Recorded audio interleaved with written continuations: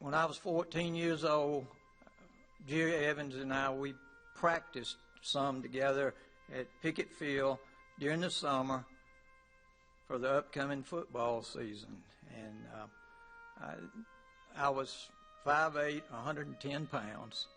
And Jerry was kind of like a guardian angel for me. And it just, we became close. Jerry Evans was the guy that, you know, you didn't push Jerry very far because he could stand tall.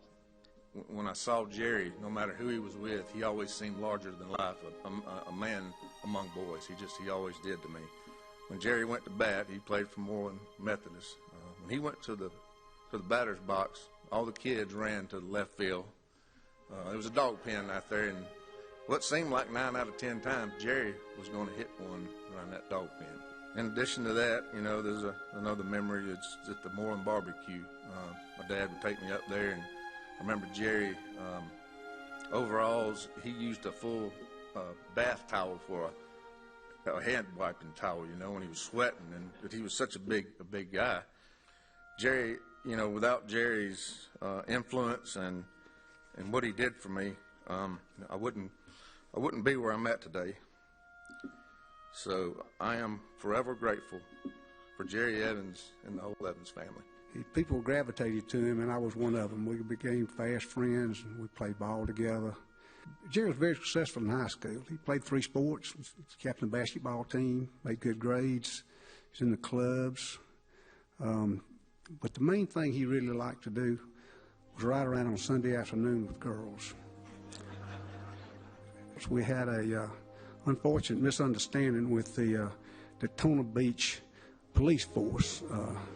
And Jerry came to the rescue. He had 2 great attributes. One of them, he could get in trouble, and one of them, he could talk his way out of it.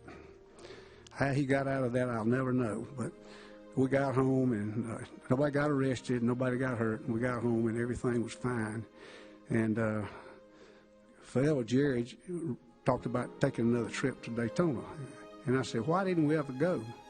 He said, the statutes of limitation hadn't run out on me yet. The final thing is, he was a much-loved guy, and I don't know anybody that had any more respect when I was in high school than Jerry Evans. Jerry lived in South St. Charles, and I lived in North St. Charles. And the reason that I know this, he had a fella come by the store at one time, and he said, I'm lost. He said, I'm looking for South St. Charles. Jerry says, come on with me. He walked back to the feed store and opened that door, and he said, you in South St. Charles.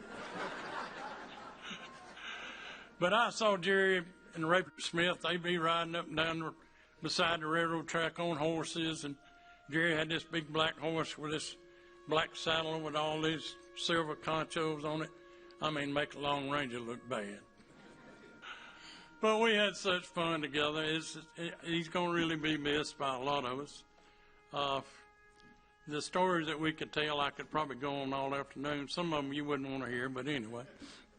But we enjoyed each other's company and had a lot of fun fishing, playing ball, watching the ball games.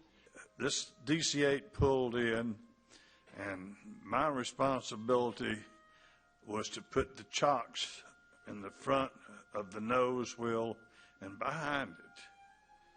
So I put the chocks in, raised up real quick, and the nose wheel flap was razor sharp. And it hit me in the top of the head and cut my head open to the skull.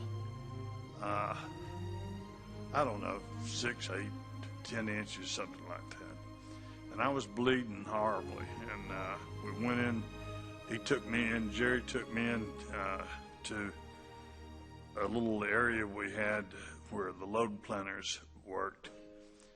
And he said, get a supervisor, get a supervisor. And someone finally got a supervisor, and the supervisor came around, and he said, I'll have to call someone to see what we need to do. Jerry said, no, we're not wasting any more time. The man's bleeding bad. He said, He grabbed me up like I was a child, and I weighed about 200 pounds then. He grabbed me up and carried me from that gate to the place where he parked his truck at the airport, and took me to the old Fulton County Hospital over in East Point, and had me sewn up and taken back to work. And the supervisor said to him, "Well, what did you use to pay for this?" And Jerry said, "I didn't use anything to pay for it." I said, "Just charge it to Delta Airlines." So that's the kind of guy he was, or he is, and he always will be. He was a true friend, and if you ever met him and talked to him, you never forgot him. May you rest in peace. God bless him. I was with Delta 36 and a half years, different departments, different areas.